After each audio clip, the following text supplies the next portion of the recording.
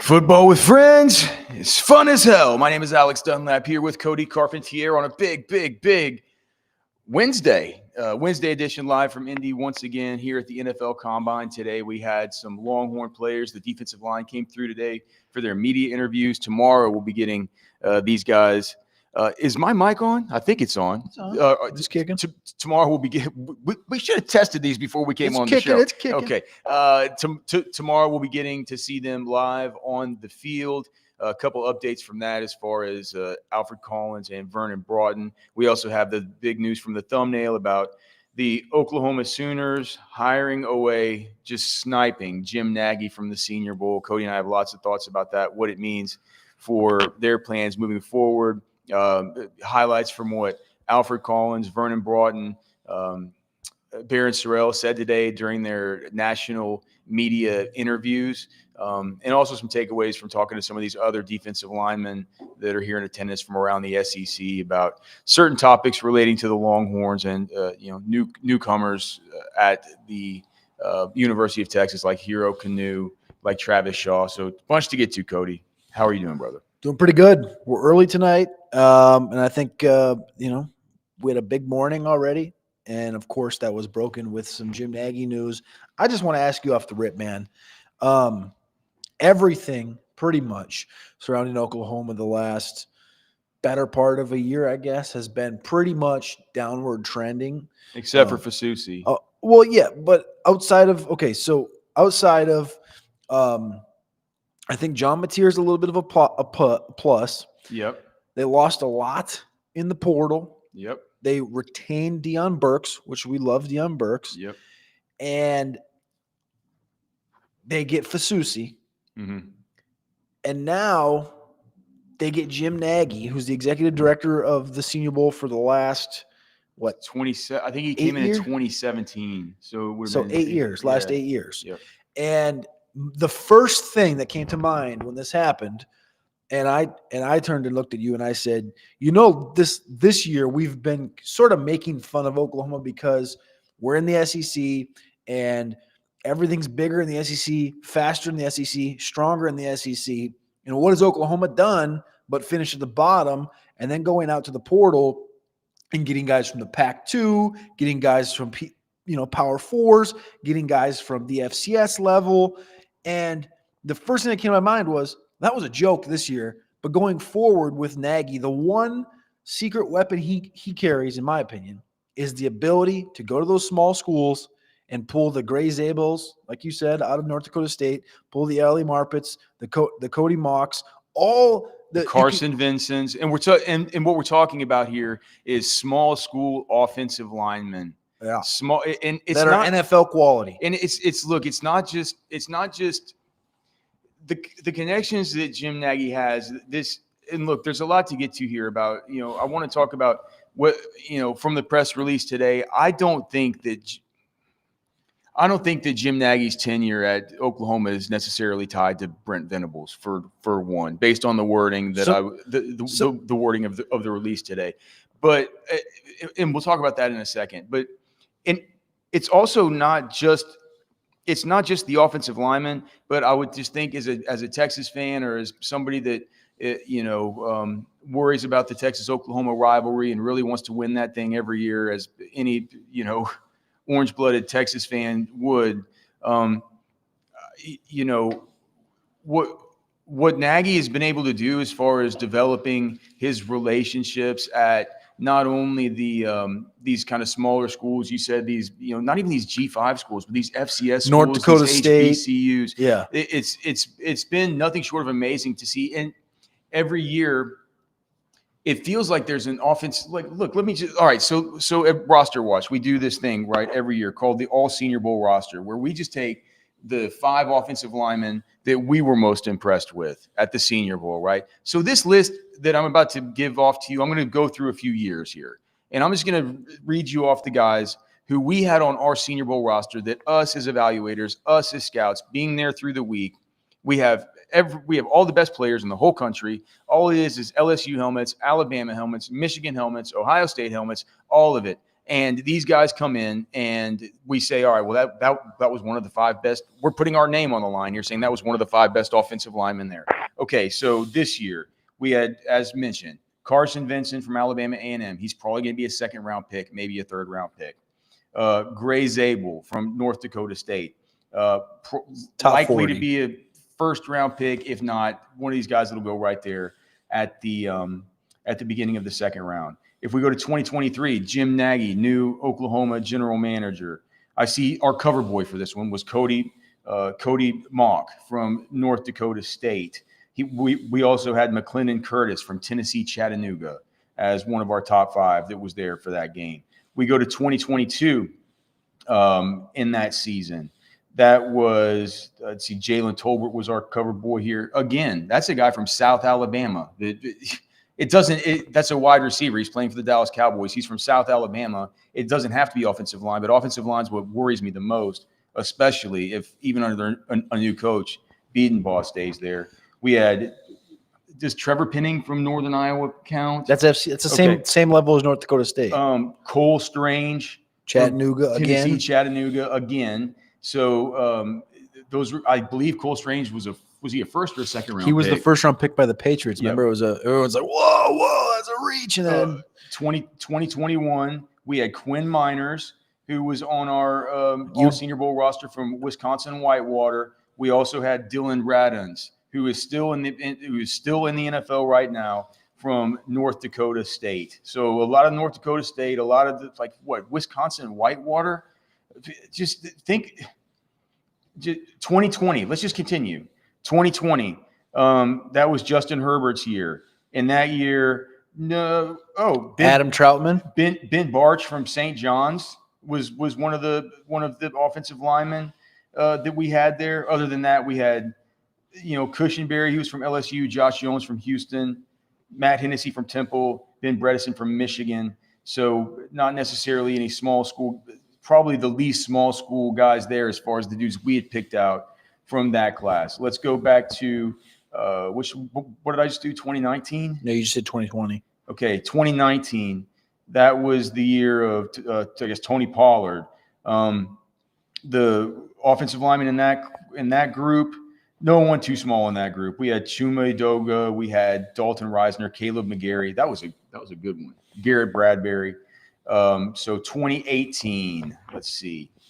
2018, we have in that class Alex Kappa, a complete stud. He comes from Humboldt State. You had Will Hernandez, still playing in the NFL right now from UTEP. You had Austin Corbett from Nevada, so a little bit bigger school. Brian O'Neill switched from tight end just the year before. Brian O'Neill from Pitt. And I'll go one more year back. And again, we're talking about this is the Jim Naggie scouting staff pulling in these guys. And the year before that, we had on look at those receivers. Just on this list, we had Zay Jones from East Carolina at wide receiver, Cooper Kupp from Eastern Washington at wide receiver, and Taywan Taylor from Western Kentucky. And then we also, on the offensive line, which is what we're focused on here, Taylor Moton, Western Michigan. Did you know that he went to Western Michigan? Played 8 years at Carolina. He's been in the league so long now that you've probably forgotten. And so what you worry about now is just in the age of the transfer portal, he's going to get these guys to transfer in. And when they transfer in along the offensive line and you have a pipeline like that, and you have a good coach, they do. I mean, we can't say he's not a good coach. I worry. I worry. Beatenbaugh. I worry about. I worry about them being able to replenish maybe a little bit easier just because of this like IP that this intellectual property that Jim Naggie has in his head just from what he did. This is a guy who spends a whole year. He spends 358 days of the year scouting these guys and talking to scouts and knowing every nook and cranny. It's like a neural network to everything. And all his network of scouts, it tells him, it's like, well, what about the kid from Humboldt State? Have you heard about him? Have you heard about Andre Yosivash, the wide receiver from Princeton? Yep. It's like all this stuff. These are guys who we want to see, right? Whenever he takes that network to the college GM role, what's going to happen is, and I think mostly about the offensive line, because I think that's something that's really hard to fix just on the fly. It feels like that's something of a monolith that needs to be recruited at the high school level. And if you're down for like a year, and that's been his most consistent thing. Generally, and generally it's these guys. You go, you got to go for these flame outs at other schools. You have to. It's usually guys who are, they've been at Ohio State or they've been somewhere else, and for some reason they've been a little bit passed up, or they're not happy, or they want to make more NIL money and stuff. And sometimes those guys will hit, right? But I cannot imagine how much different OU's outlook would have been if over these last few years they would have had hellraisers like Cody Mock on their offensive line. And they would have had guys like this last year. If they would have had a Gray Zabel, how much difference that would have made. It wouldn't have taken that much NIL money to take these guys out of these schools. They're not paying them anything. And so what I've heard people say, and what I've heard people sort of criticize here about this, and look, this isn't going to be popular with Texas fans. No. But what I've heard people criticize with this whole Jim Naggie thing is that, okay, so he was a finalist, I guess, for the Florida GM job, is what somebody was saying. I didn't see that. I know he interviewed for the Jets. Yeah. Well, and what they were saying is like, we feel like we dodged, like it was a Florida commentator, right? Saying like, and we dodged a bullet here because it's like, this isn't about evaluation at the general manager position as much as it's about handling the NIL, making sure that you have, making sure that you understand the salary cap, all this, everything in Jim Naggie's background. He's a scout. He was a scout mainly for the longest portion of his career with the Seattle Seahawks. He was also with the Patriots. Yep. I believe he's had 2 Super Bowls, one with the Seahawks, one with the Patriots, and then I forget what the other team that he was with. So this is a guy that comes from the scouting world, but he's from Mobile. His family's from Mobile. And so when Phil Savage left the job back in he left after the 2016, they hired Jim Naggie. Ever since Jim Naggie has been in the role, the Senior Bowl has just elevated its profile every single year with better and better and better talent. And so from the evaluation side, it is concerning that you have a guy like this who can just go. A guy who just has the knowledge to go into the depths of these places in college football that I don't even. Where is Humboldt State? Pittsburgh, or Pennsylvania, I think. Okay. I think it's like central Pennsylvania. I know that Humboldt County is in. There's a Humboldt County in California where they say that they grow most of the medical. You know what? Yeah. But these are things that I'm not aware of, that I don't really know, and I think that it's in Arcata, California. I guess it's just such a super sneaky, like secret weapon kind of guy.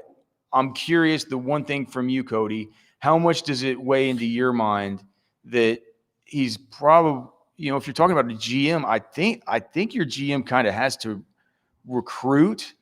Right, a little bit. I mean, he certainly has, experience at least recruiting dudes to the Senior Bowl. He's always having to talk to. That's the other thing. He knows all the NIL agents and all this stuff, but he's always having to talk to agents about getting their players there, stuff like that. He's having to recruit them to the Senior Bowl, tell them why it's a good idea to come, why it can help you stock, all the rest of it. He's used to getting on the phone and talking with these young men about why it's good to come to the place that he's at. So I don't think that that's a concern. It is a concern that I don't think that he's ever been within a mile of a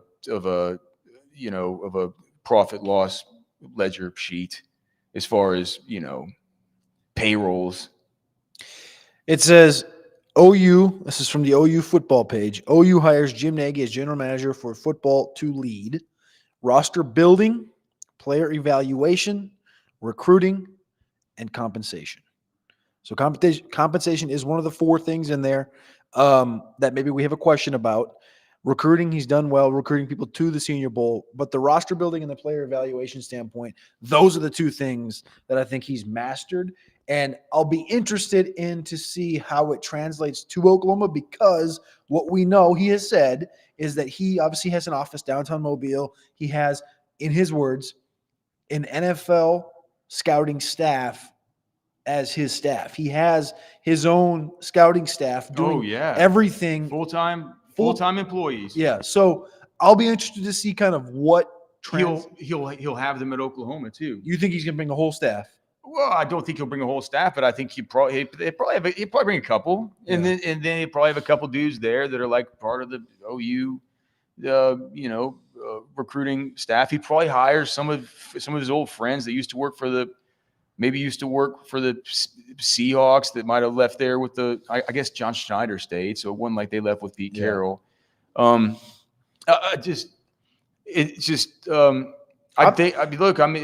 gotta call it like I see it, and this. I think it's a great hire. I can't tell you how great I think it is. People are going to say it's bad. I feel like it's sour grapes to say it's bad. It's not. It's a little bit of a problem.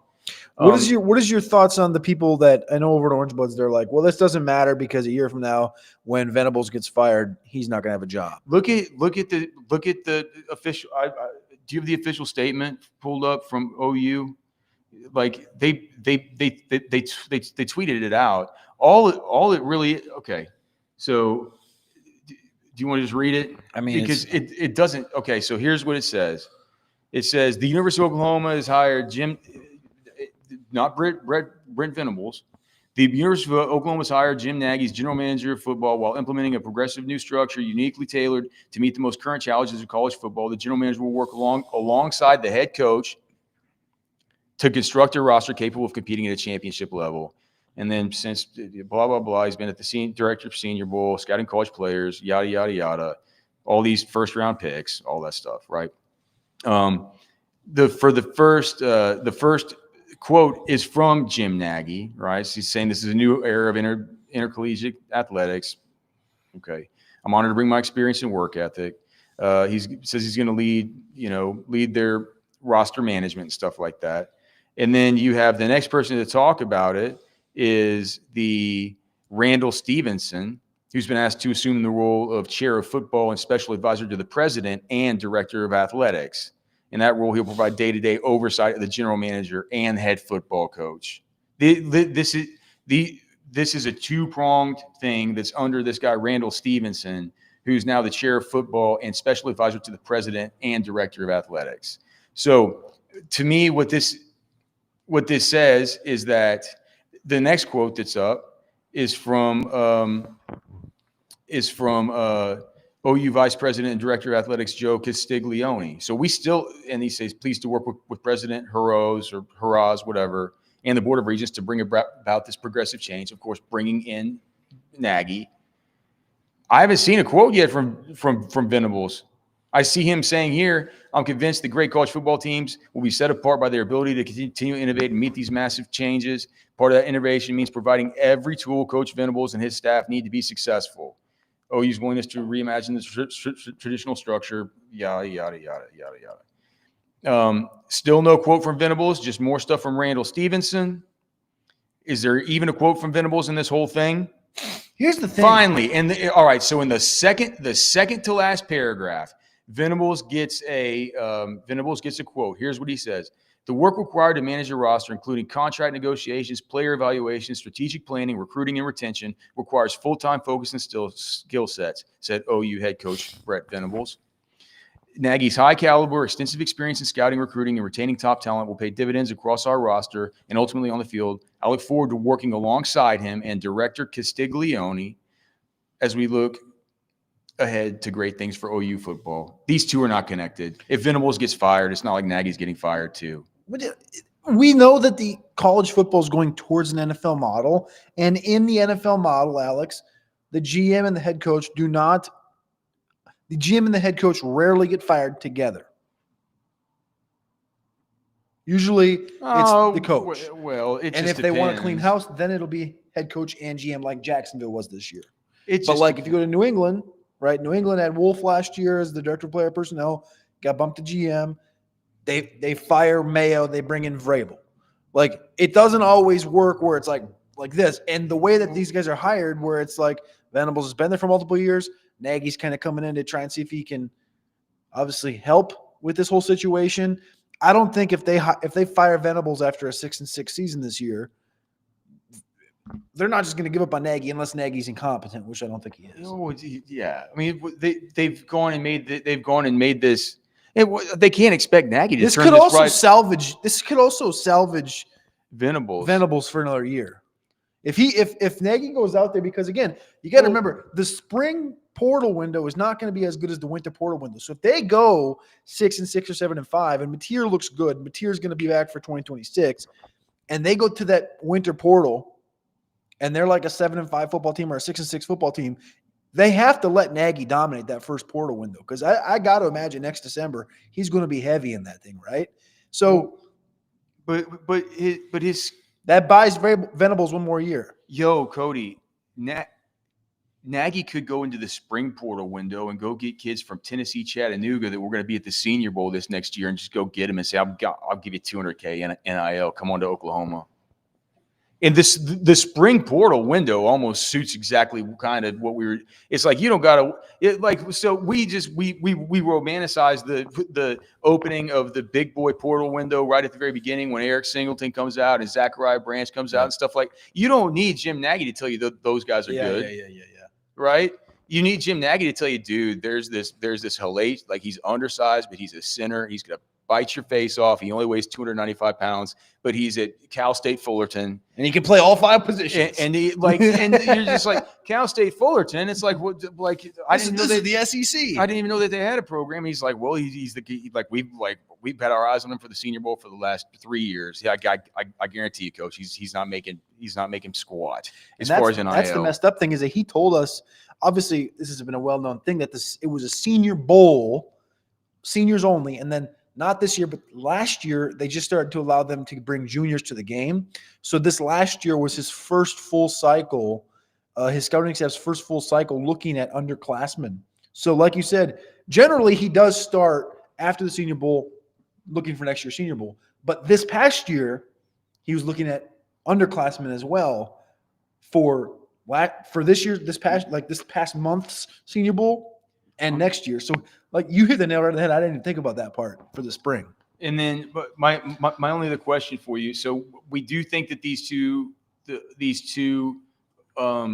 positions, Brent Venables and Jim Naggie, even though they're going to come in with the honeymoon, they're going to say that we're all in this together and stuff like that. We have seen Cody says that they don't always get fired at the same time in the NFL. Sometimes coaches and GMs do get fired at the same time. You know, it's more rare. I think, dude, I don't have any proof I'd say it's kind of 50-50. It kind of just depends on whether the GM was there before. And it also depends on kind of the power dynamic that had been set up at the original hire of either the GM or the head coach with the owner, as far as who was going to have complete control over the roster and all the rest. But with that being said, I think that the only thing that we can say about this that you might have a little bit of concern about is just whether Nagy knows how to run the books and whether he knows how to say, like, all right, well, this guy's worth this, he's going to pay this, and I'm sure he's going to bring in a guy to help him. But I think he's got enough connections. I think he'll be okay. Yeah, we've been running the books as far as all these beef jerky that we've been selling. And pretty soon it's not just going to be beef jerky. We're going to have a new product for you guys really soon. Cody will be in town. He's going to be able to help kind of sample this. We've been testing it, but the beef jerky right now is just absolutely amazing. We have 4 flavors. It's all natural. It's from Texas Beef Traders. You guys know Texas Beef Traders. It's the best meat shop in all of Austin. Look, I have a Texas Beef Traders hat on right now. I've been wearing this around the combine Can people buy that hat all day long? I don't know. If you go to the shop, Darren will give you one. That's the kind of guy Darren is. But the beef jerky, there's a QR code right there.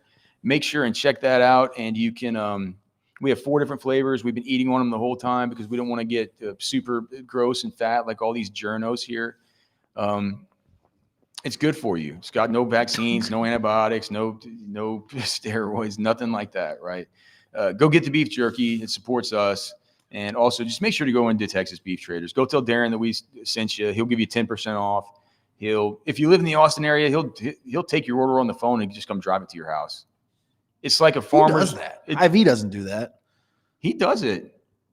HEB doesn't do that. No, of course HEB doesn't. Kroger doesn't do that. And the meat from HEB and the meat from Kroger. Costco doesn't do that. I'm sorry to tell you, even if it says it's made in the USA, it's probably not. It's probably from Argentina, where who knows, God knows what they shoot it up with. All that needs to happen is that carcass needs to be processed at that HEB fulfillment center down in San Antonio. So go into Texas Beef Traders. Tell Darren that we sent you. Texas Beef Traders, TexasBeefTraders.com. Just the best. All right.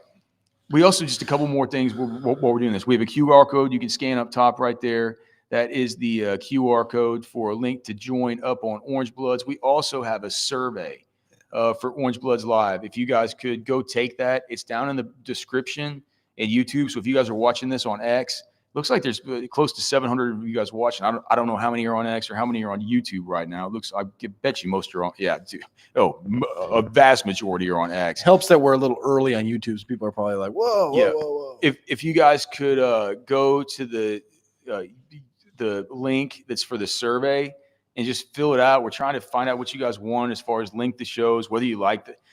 Maybe for Football with Friends, make sure and give us like whatever the highest stars that you can. 10 out of 10. So we get to keep our job. We would appreciate that. We'd like to come in, talk football, not waste your time, get out of here and let you get about your day. We are a little bit early today. The scheduling is going to be a little bit wacky because we are here in Indy, as we said. But we're going to be here every night, Thursday, Friday, keeping you completely up to date.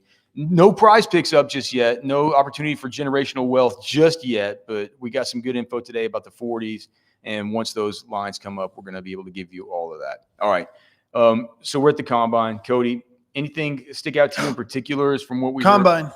Combine's up. Oh my God! Is it time to get? All right, show's over. Well, let's take a quick look real quick. Where's my wallet? Let's take a quick look real quick. What do we got here? Because these will change. I need to go get my wallet. I'm gonna do this live. I'm just gonna get up live and go get my wallet. I'll be right back. Yeah, thank God I don't got a deposit. Okay, prize picks. So we got Combine lines up. Time to make some money here. If they have. Do they have receivers or is it just linemen right now? It looked like Jack Sawyer was up. I don't know. I literally just Jack saw Sawyer's up. Do they have anything here on Shamar Stewart? Michael Williams, James Pierce, Alfred Collins at 497. What do you think of that? Travion Henderson at 441. Oh gosh, so we got everything, Cody. Isaiah Bond at 434. That's a good number. It's a good number. It's not the best. Gosh, some of these. Gosh, there aren't any that look. Do you think Omari and Hampton's faster than 444? Good number. That's a good number. So I told people to quit talking about the damn stuff on podcast, man. Everyone's out here like, here's my prediction. Here's my prediction. Here's the stats. Bruce Feldman drops his. Here's this. Shut up. How are we gonna make money if you keep talking? Oh, Walter Nolan, less than 494. Get that in right now. Okay, so we're gonna get that one in. Really? Yep. Dude, he was running a 4.7. Okay, we're telling you guys, Walter Nolan, less than 494. Get that one in. Don't you think Kenneth Grant will be faster than 492? James Pierce, less than 451. Is that what's Shamar Stewart? Oh, it's at 464. Okay. Oh gosh. All right. So I'm putting in Kenneth Grant's at 492. Let's see if I can get $100 in on that to make. So what are we taking? I'm taking Shamar and Walter Nolan less. I'm putting $100 on that. So you're gonna let me do it. It's a success. Okay, so I'm going to get Shamar and Walter Nolan again. These are going to change quick, guys. Do you have any thoughts about Jalen Walker at 448? I think it's a little good. I don't think he's going to test. Oh, right. He's not going to test. Okay. Caleb Johnson at 445. We advise you guys to go over to Prize Picks. Use the promo code Orange Bloods if you tap it in. Hold on. Didn't we hear yesterday from who that Dylan Sampson's not going to test that well? Correct. So I'm going to go higher on Dylan Sampson here and toss that one in. Luther Burden, won't he be faster than 442? Golden, won't he be faster than 439? And Arian Smith at 431. He's going to beat that. Yeah, I think he's going to run a 4.3 or 4.29. Do you think that's right? Yeah. Okay, so I'm going to put those four in here. So we got Arian Smith. Wait, you're gonna do a 4-packer? Yeah, I'm gonna do a 4-packer. So you're gonna do Arian. Who Yeah. else did you put in there? You put Nolan in there again? Yeah, I put Shamar and Nolan. Yes, I think they're gonna run faster than this. Okay, I'm gonna put 50 on that to win 500. Power play. Yeah, I'm trying to make some money here. Oh gosh, I'm not sure if this is terrible radio or not. Dude, Man. it's fine. Nobody's commenting anything bad. If you guys got any thoughts, we'd love to hear.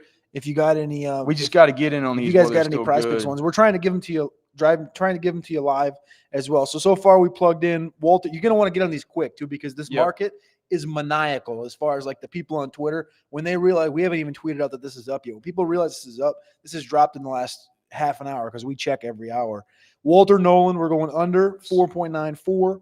We're going Shamar Stewart less than 4.64. He's gonna go faster. So he's gonna go faster, right? Yes. Dylan Sampson, 4.37. He's gonna go higher than that. Arian Smith, faster than 4.31, so lower. Walter Nolan, lower than 4.94, which is faster. Shamar Stewart, lower than 4.64, which is faster. That's where we're at right now. What do you think about Travion Henderson, 4.41? I think it's too good of a number to touch. Milrow at 4.38. I think James Pierce at 4.51 is going to go under. I'm not sure about. They say he's going to run 4.4. What about Omarion Hampton at 4.44? I think he weighs 225 pounds. I don't like. Who do we hear was going to run a 4.3? That was going to surprise everybody. Is Tootin on here? Big Shoal Tootin? Yeah. No. Tez Johnson is at 4.36. Higher. You think that's higher? He's not faster than Tank. Tank's like a 4.41 guy, remember? Yeah. What did I put Ricky White's number at on our sheet? 4.45? Yeah, you put it at 4.45. What do you think of Golden at 4.39? That's interesting. That's probably a good number, huh? Man, the real value here right now, I think, is in Walter Nolan, if what I've been told is really right. And Shamar Stewart, too. They think he's going to run in the 4.5s. So if he runs and he was saying he was saying to the crowd today that he's got something in his bag for tomorrow.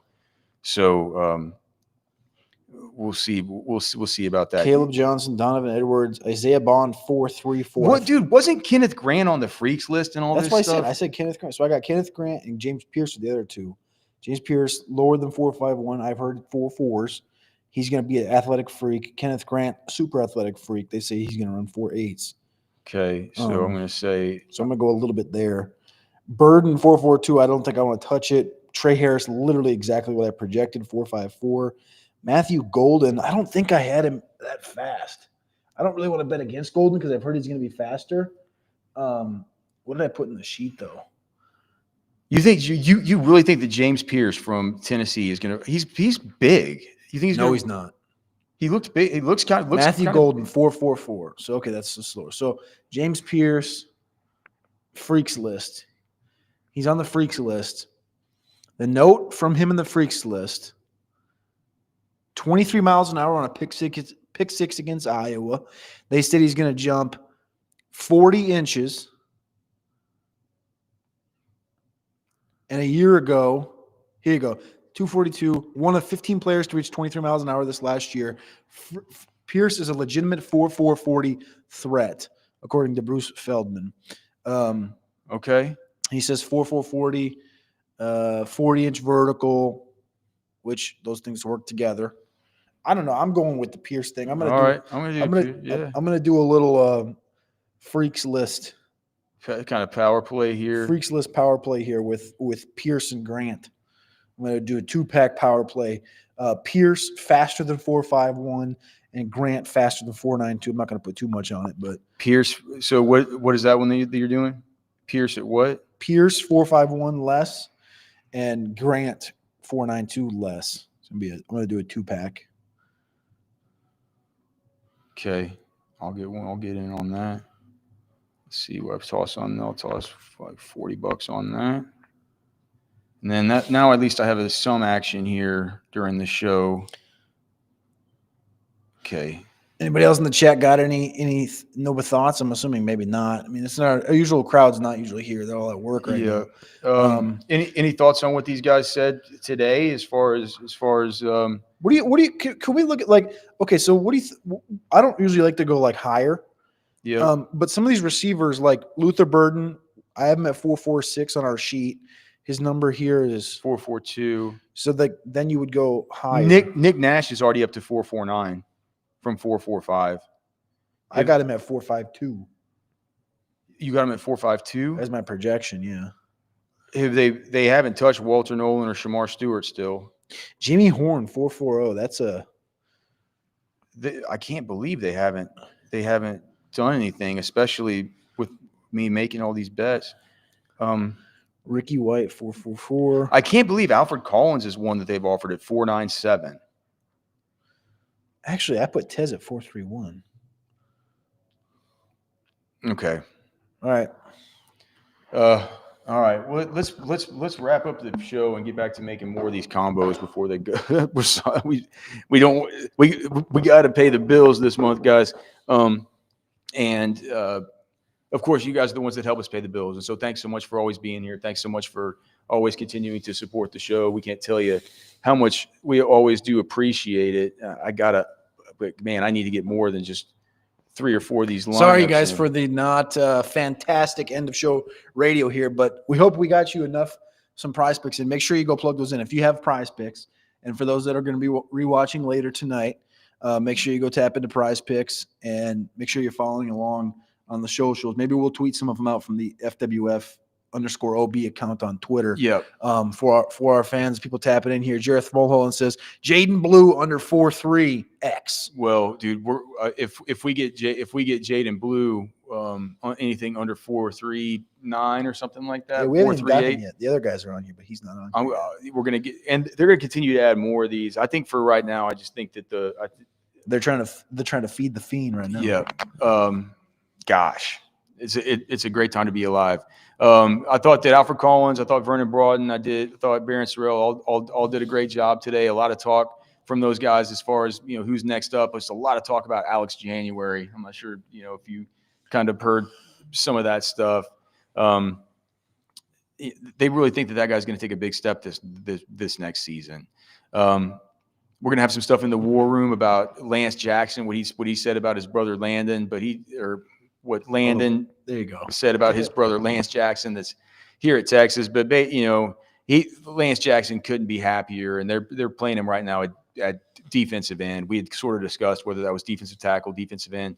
Certainly they are playing him right now at end, but what Landon said is he said, look, he has the same mindset as me, and the mindset is this is a big goal. And that goal is he wants to be a freshman All-American this year. He wants to make a big impact this season. He thinks he realistically can. Got some guys that are missing time ahead of him, like Colton Bosick, I would guess, is kind of that. And he's putting in the work right now. He's trying to take advantage of that opportunity. Vernon Broughton will not be working out at the combine at all. He tore a muscle in his hip flexor. Yeah. Which answers why he wasn't in. He said it was 2 weeks before the Senior Bowl, which basically means it happened versus Ohio State. So don't be looking for him in drills. He's not going to be doing them. Alfred Collins. Now that you mention it, it's stupid that they have his prize picks up because he's not running. Yeah. He's not running, so don't bother putting anything in on him. He's not going to run. He's not going to bench. He's not going to jump. He will take part in on-field drills tomorrow, though. So you'll be able to keep an eye out for that. Cody and I'll be in Lucas Oil for them.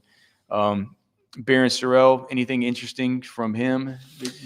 Barron Sorrell said the minute he met Trey Moore on their visit, he knew Trey Moore was all business because all he talked about was football. He was tapped in.